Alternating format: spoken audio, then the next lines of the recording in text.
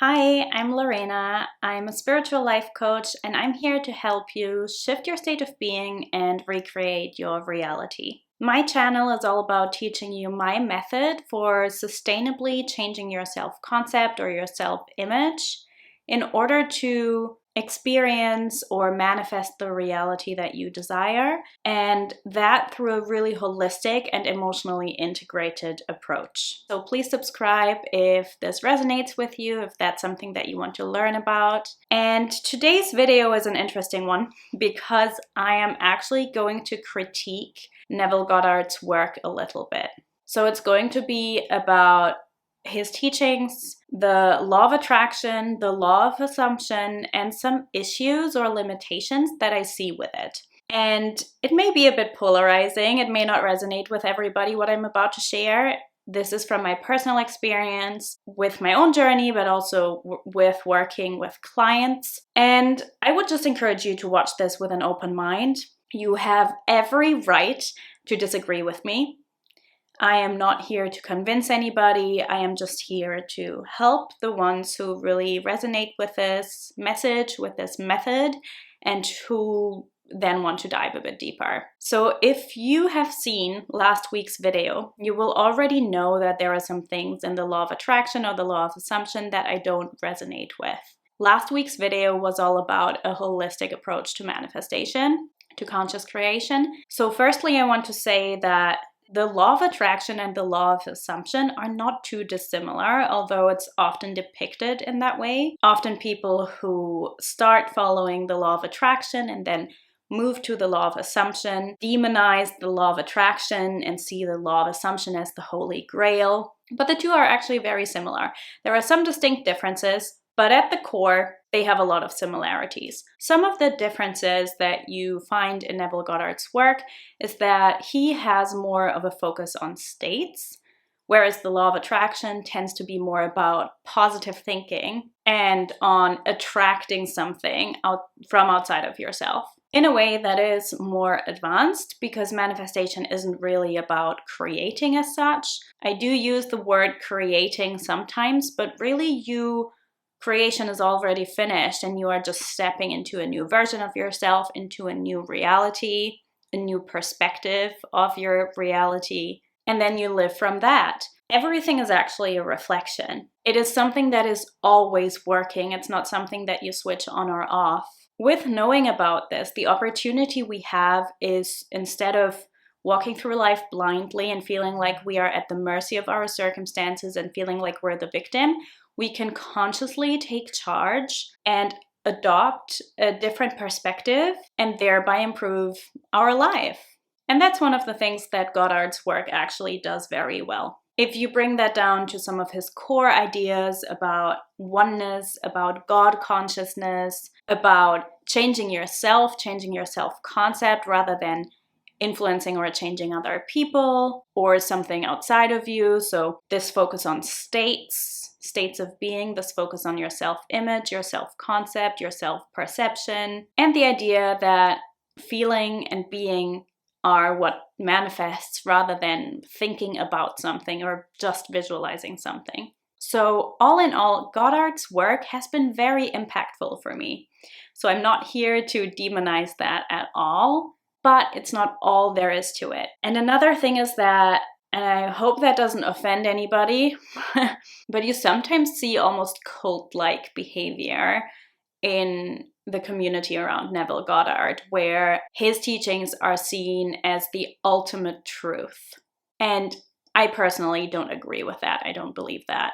But to bring it back to the teachings itself, I don't really like the term law of assumption because I find it too simplified and I find that it gives people the wrong idea. I used to use this term, but it doesn't really resonate with me anymore. I almost want to call it the law of reflection. I've said this before in an Instagram post, just because I find the terminology a bit misleading. Because just as what I explained just before is that it's not your thinking that manifests, it's your entire state of being. Assumptions are just part of that. Calling it the law of assumption at first glance kind of gives the idea that it's something that is controllable through conscious thought alone. And it also gives the impression that it's just about assumptions, which it isn't. Your reality is a projection of your entire state of being. And reflections are not always solely based on assumptions.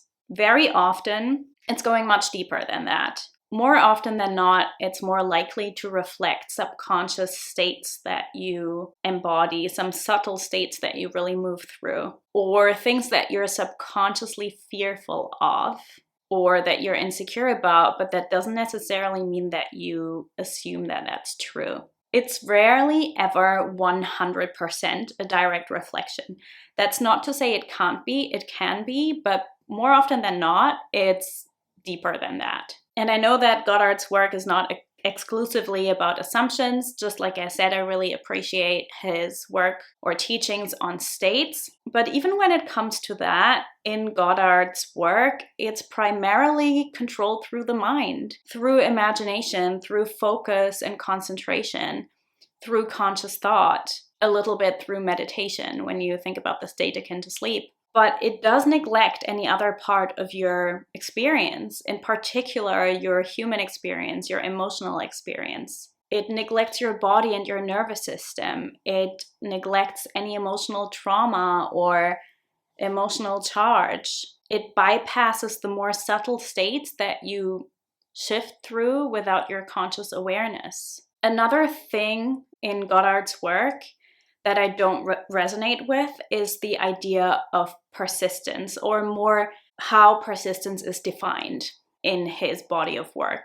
Because when you read his books and when you listen to or read his lectures, the idea of persistence here is often about control and about bypassing anything that is not what you want it to be, which I don't agree with. To me, persistence is more about practice, integration, embodiment, surrendering to the flow of life whilst consciously choosing your preference. And this is precisely also why I don't agree with mental diets or mindless affirmations. It's forced, it's unsustainable, and it denies or rejects a whole spectrum of your emotional and mental experience. You are allowed to say that something sucks.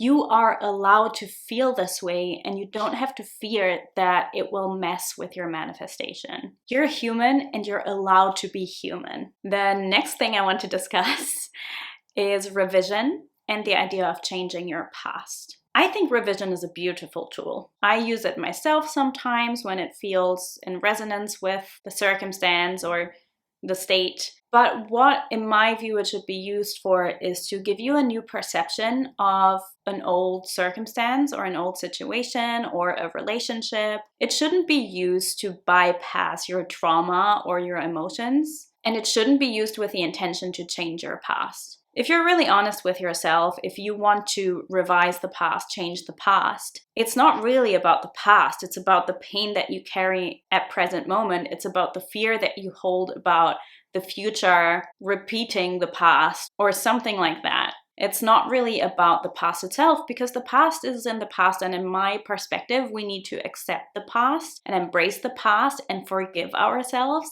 rather than try to make it go away. And the next point is a really important one that I've never really talked about so much before, but I would like to raise it officially, and that is the denial of any sort of privilege. I don't think that's right. Racism is real. Bigotry is real. Transphobia is real. Forms of systemic oppression and discrimination are real. Some of us, myself included, are just born into more privilege than others. I'm not saying that that means that somebody who is born into or impacted by systemic oppression or any form of discrimination, I'm not saying that they don't have the chance to create whatever they want, or they don't have the chance at a fulfilling life. I strongly believe that everybody has limitless possibilities, and that at the core, we are all the same. And I don't believe that these conditions have to hold you back. Everybody has the chance to live and experience and create the reality that they desire, no matter what your circumstances are. But the baseline we start from is very different. And that's nothing to bypass or deny. That's something to acknowledge and work with. Last point, I don't agree with him saying that things like diet or alcohol don't affect your state and that that's also just controllable through your mind. Disagree with that. Maybe there are some people for whom it has zero impact and it's fine. But I would say for the majority of us, again, myself included, it makes a huge impact. What we consume emotionally, mentally, physically, spiritually, again, holistically, has an impact on us. If you don't sleep for a whole night, or if you go out drinking, if you only eat junk food, you can't tell me that that doesn't impact your state. Well, you can. And maybe it doesn't. There are always exceptions to the rule, but for most of us, it will have an impact. It will be harder to stay in the state that you want to stay in if you're tired or you're hungry or you're intoxicated. For me, at least, it makes a huge difference how nourished I am, how much I've moved, if I've been outside, if I've rested enough. That all makes a difference. If I haven't done these things, it is harder for me to persist in my desired state. I want to make clear as well, all this criticism when it comes to his work, I'm not saying this to shame him. I also want to point out the time he lived in. It was a very different time from the society we're in now. And I'm almost confident that if he lived nowadays, a lot of his views would change too. And again, not everything he taught was wrong. As I said in the beginning, there's a lot of good in his body of work. And I'm very grateful for his teachings because they influenced me a lot. They taught me a lot. They gave me a baseline to start from. It made a huge difference for my own journey, and it made a huge difference ultimately for